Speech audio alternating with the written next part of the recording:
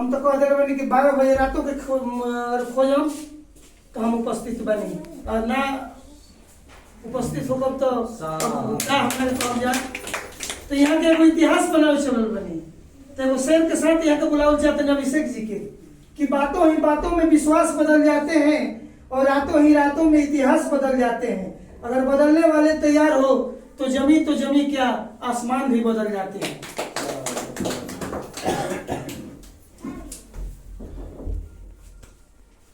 सबसे पहले हमनी के गार्जियन धर्मगुरु परिनिर्वाण प्राप्त करता भीम बौद्ध जी के हम नमन करता नहीं। साथ ही साथ हमनी के कार्यक्रम में उपस्थित देवे खातिर संचालन कर रहे हैं हमारे गार्जियन सुरेंद्र बौद्ध जी, उनके हम नमन करते नहीं। साथ ही साथ जितना भी हम लोग की जा श्रद्धालु सभा में उपस्थित बनी जा सभी लोग के हम नमन करते नहीं। भीम भंते जी एगो बात कहा कर रहे वहां के एक नाम रहे कि सब कुछ वो लोग खोल के कहेला उनका लोग के शब्द के हमनी के पकड़ करे के ये बात वहां के हमेशा कहत रही। वहां के कहत रही कि लोग कहेला लोग लिख थोड़ा पढ़ पत्थर पहले हमनी के पहले जा साफ विकेट लिखे तो रहा हवा का मतलब है लेकर काहे लोग कहेला लोग एकदम साफ साफ कहे लोग कि लिख लोहा और पढ़ पत्थर, माने उस पत्थर को पढ़िए जो लोहा से छेद छेद के लिखा गया है, उस शिलालेख को पढ़िए और उस शिलालेख को जब पढ़ लीजिएगा आपको इतिहास पता चल जाएगा। तो सारा चीज तो लोग कहता है, हम लोग पकड़ कहाँ करते हैं? तो हम लोगों को शब्द को पकड़ करने की आवश्यकता है। हम लोगों को कुछ ऐसे शब्द हैं जिसको जानने की जरूरत है। जैसे एक शब्द है साधु, संत, महात्मा, ऋषि, मुनि, क्या मतलब होता है? सन्यासी, क्या मतलब होता है? क्या अंतर है शब्द में? सबको हम लोगों को समझना पड़ेगा। सन्यासी के राय कहल जाए, संत के राय कहल जाए, महात्मा के राय कहल जाए, ऋषि के राय कहल जाए, कि सब एक ही हो या कुछ डिफरेंट बा। इस चीज हमने के शब्द के पकड़ करे हो सकता है। तो साधु उसे कहते हैं जो साधना करता है। मनन करने वाले को मुनि कहते हैं। जो घर त्याग दे उसे सन्यासी कहते हैं। जो सत्यवाणी बोले उसे संत कहते हैं। जो वेद के ऋचाओं को जानता है उसे ऋषि कहते हैं। जिसकी आत्मा, जिसका विचार महान हो वही महात्मा है। तो तथागत गौतम बुद्ध जी पे हम उदाहरण देते हुए इस चीज को हम स्पष्ट करना चाहें। तथागत गौतम बुद्ध जी ने जब गृह त्याग किया था तो क्या बन गए? सन्यासी बन गए। गृह त्याग कर दिया, सन्यास जीवन जीने लगे। उसके पहले गृहस्थ में थे, जब गृह त्याग कर दिया तो सन्यासी बन गए। सन्यासी बनने के बाद क्या किए? वो चले गए जंगल में साधना करने लगे, तो साधु बन गए। साधना करते करते करते करते उनको जब ज्ञान की प्राप्ति हुई और उस ज्ञान से दुनिया के दुखों को कैसे दूर करें इसके लिए मनन करने लगे तो और मनन करने के बाद जो उन्होंने सूत्र निकाला, उस सूत्र को जाकर के लोगों को जब वो बताने लगे तो संत कहलाए। लेकिन कभी भी आप नहीं सुनिएगा कि गौतम बुद्ध को ऋषि कहा गया है, नहीं सुनिएगा। कहीं देखिएगा साग के मुनि लिखा रहता है। देखिए यहाँ पे लिखा हुआ साग के मुनि, ऋषि नहीं लिखा हुआ है, क्योंकि ये वेद के ऋचाओं को जानकारी नहीं देते थे। ये अपने द्वारा जो मनन किए बात को, वो बात ये बताते थे, इसलिए ये मुनि कहलाए। और जब वो बातों को लोगों को बताएं, लोग ने उस पर अमल किया और जिस लोगों ने उसको अपनाया, देखिए कहां से कहां पहुंच गया। जापान कहां से कहां पहुंच गया, चीन कहां से कहां पहुंच गया, थाईलैंड कहां से कहां पहुंच गया। और हमारे अपने देश वाले लोग उस चीज को पकड़ नहीं कर पाए, उसको ध्वस्त कर दिया गया। मिट्टी के अंदर उसको अब दबा दिया गया। तो हमें उन सब चीजों को समझना होगा। जब तक हम लोग शब्द की पकड़ नहीं करेंगे तब तक हम लोग कहीं ना कहीं मिस्टेक करेंगे। शब्द का, भाषा का ज्ञान होना हमको बहुत जरूरी है। हम लोग ऐसे बोलचाल की भाषा में कहते हैं आना जाना, खाना पीना, उठना बैठना। कौन सा शब्द है? द्वंद्व। क्या यह हिंदी भाषा का शब्द है? उठना बैठना आना जाना ये हिंदी भाषा का शब्द नहीं है। हम लोग भले कहते हैं आओ जाओ खाओ पियो उठो बैठो, ये उर्दू भाषा का शब्द है। इस चीज को हम लोग को पकड़ करना होगा। हम ये बात क्यों कह रहे हैं कि हमें शब्द का पकड़ होना चाहिए? क्योंकि कोई चीज जब किसी शब्द में कहा जाएगा तो वो बात कितनी पुरानी है, वो किस भाषा के शब्द उससे हम लोग पता लगा सकते हैं। जब किसी का नाम आप रखिएगा कोई चीज, उस समय अगर वो भाषा प्रचलित में नहीं है तो उस समय के व्यक्ति का नाम कैसे हो सकता है? तो भाषा का आविष्कार कब, किस भाषा का आविष्कार हुआ, इस चीज का हम लोग भाषा का नॉलेज होने से उस चीज को हम पकड़ पाएंगे। तो तथागत गौतम बुद्ध जी का जो नाम था, बचपन का नाम क्या था? सिद्धार्थ नाम। सिद्धार्थ किस भाषा का शब्द है? सीधे जो अर्थ। सिद्धार्थ किस भाषा का शब्द है? ये संस्कृत भाषा का शब्द है। और संस्कृत आर्यों की भाषा थी, तो उनके पिताजी संस्कृत में उनका नाम काहे रखेंगे? तो कहीं ना कहीं डाइवर्ट हो रहे हैं। तथागत गौतम बुद्ध जी का जो नाम था ओरिजिनल, वो नाम था गौतम।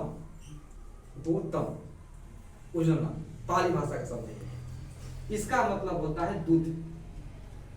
जैसे हम लोग नहीं रहते दूधन बाबा, लड्डू सिंह नहीं नाम रखते हैं, तो उस समय भी लोग घृत घी वगैरह से जुड़ करके नाम रखते थे। तो ये ओरिजिनल पाली भाषा का शब्द है। सिद्धार्थ नाम बाद में पड़ा। उनकी पत्नी का नाम क्या है? यशोधरा। लड़कान के नाम बींदा, काले बुढ़ा के मोबाइल में देख रहे हैं। यशोधरा। हाँ। तो यशोधरा भी संस्कृत का शब्द है, दो शब्दों से संधियों का बना है। अब पाली भाषा में तो ये सब संधि था नहीं, स्पष्ट रूप से सब होता था। तो उनका पत्नी का नाम था कच्चाना।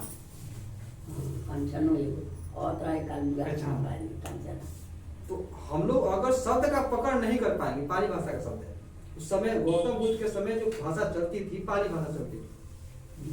तो भाषा का हम पकड़ कर लेंगे, ये चीज का हम ज्ञात कर लेंगे कि कौन चीज कितना पुराना है।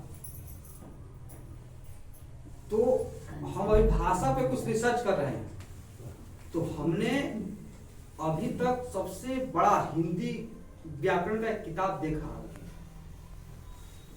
तो देश के अंदर क्या बताया गया है, हमने देखा, बड़ा दम खा गया है। वहीं से रिसर्च शुरू हो गया। वहां पे बताया गया है कि ये जो भारतीय भाषा है, इसको दो भागों में बांटा गया है किताब में। पहला भारतीय यूरोपीय भाषा और दूसरा द्रविड़ भाषा। तो द्रविड़ भाषा का मतलब हुआ कि जो दक्षिण में चलता है, जैसे मलयालम, कन्नड़, तेलुगु, तमिल, ये सब भाषा। और जो भारतीय यूरोपीय भाषा था, इसमें दिखाया है संस्कृत, हिंदी, पाली, प्राकृत, ये सब भाषाओं को वो दिखाया है भारतीय यूरोपीय भाषा में। और उसमें क्या बताया कि सबसे पहले आया वैदिक संस्कृत, उसके बाद आया लौकिक संस्कृत, उसके बाद आया पाली प्राकृत, उसके बाद आया हिंदी। बड़ा कंफ्यूज हो गया भाई। ये आर्य जब आए तो 1500 ईस्वी पूर्व आए थे, और ओकरा पहले जो यहाँ के लोग था वो क्या बोलता होगा? जो 1500 ईस्वी पूर्व जो हमारे देश में आर्य आए और उनकी भाषा संस्कृत थी, तो ओकरा पहले जो यहाँ से जो लोग रहता होगा वो क्या बोलता होगा? तो हमको गड़बड़ लगा, कहीं ना कहीं वो लोग इस चीज को छिपा रहा है, छिपाने की कोशिश कर रहा है। तो हमने क्या किया कि सब भाषा का लिपि खोजना शुरू कर दिया। कि हिंदी कौन लिपि में लिखा जाता है, संस्कृत कौन लिपि में लिखा जाता है, पाली कौन लिपि में लिखा जाता है, प्राकृत किस लिपि में लिखा जाता है। तो जो सब भाषा का हमने लिपि खोजना शुरू किया तो आपको एक चीज का बड़ा आश्चर्य होगा जान के कि जो पाली भाषा का लिपि था, प्राकृत भाषा का जो लिपि था, धम्म लिपि, ब्राह्मी लिपि जिसको अभी कहते हैं हम लोग, वो अभी भी एक ऐसा भाषा है जो अभी भी धम्म लिपि में लिखी जाती है और बोली जाती है। और आज की डेट में ताजुब होगा, अभी बताइए कौन सा भाषा है जो अभी भी धम्म लिपि में लिखी जाती है और बोली जाती है। तो आपको आश्चर्य होगा कि वो भाषा है तमिल भाषा। एकदम सेम टू सेम। जब दोनों का लिपि हमने मिलाया तो सेम उसका लिपि है, तो वहां से हमने पकड़ कर लिया।